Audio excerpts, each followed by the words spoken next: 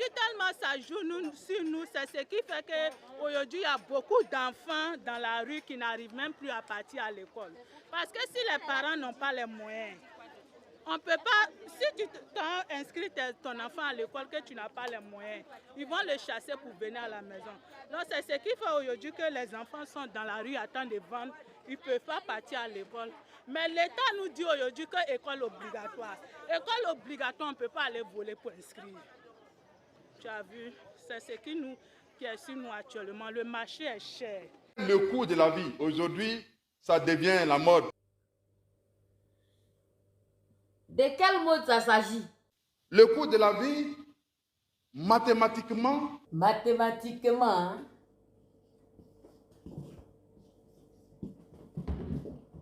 Hein? Mathématiquement, est une fonction polynomiale. Polynomial? Ça, c'est le nom de quelle maladie encore? Est une fonction polynomiale. Ah, c'est quoi exactement? Si on était à l'école des statistiques ou à l'école des ingénieurs de génie civil, C'est-à-dire de plusieurs facteurs, beaucoup de facteurs. Il y a des au carré, il y a des tiers, il y a des tiers, il y a tout ce que vous voulez. si je comprends bien, il y a des spécialités alors. Nous avons plusieurs spécialités. Finalement, quels sont les facteurs du coût de la vie?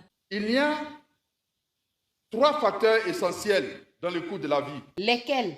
Grand A, les facteurs objectifs. Grand B, les facteurs subjectifs. C'est-à-dire qu'on ne peut pas mesurer, on devine. On devine. Et il y a des facteurs relatifs.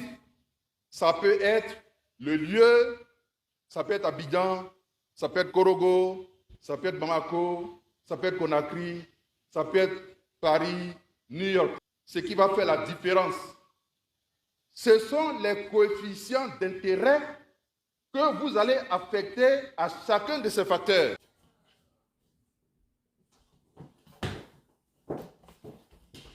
Ah.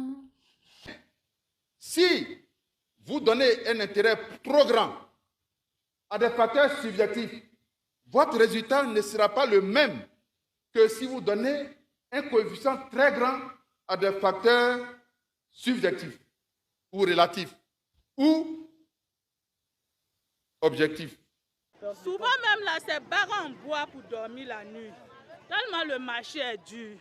En dehors de ça, tout dépend des postulats, c'est-à-dire ce que vous prenez comme hypothèse de base.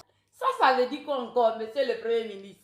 Ça, c'est mathématique, il faut laisser. Ce qui compte, ce sont les grandes valeurs que nous avons. Que nous avons quoi?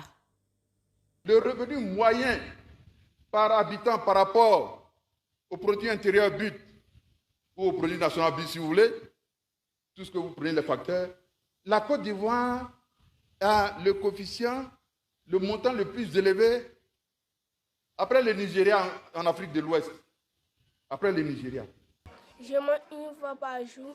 D'habitude, c'est mes amis qui payent la nourriture, on mange. Quand je quitte à l'école, il n'y a pas à manger. Je bois l'eau et j'apprends mes leçons. Le taux de pauvreté en Côte d'Ivoire est passé de plus de 56% en 2011. Aujourd'hui, grâce au président Alassane Ouattara, nous sommes à environ moins de 35%.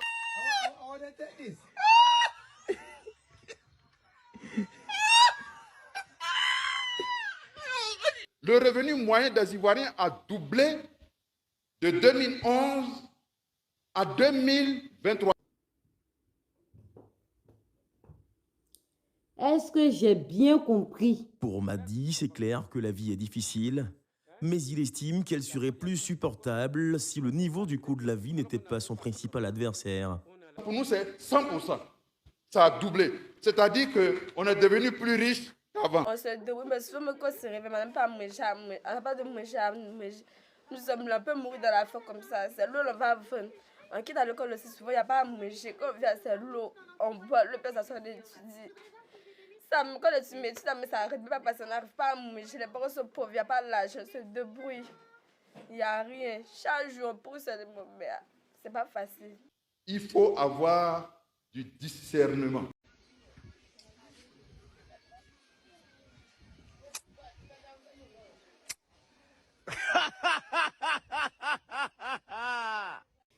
Vous comprenez bien le cours de la vie mathématiquement?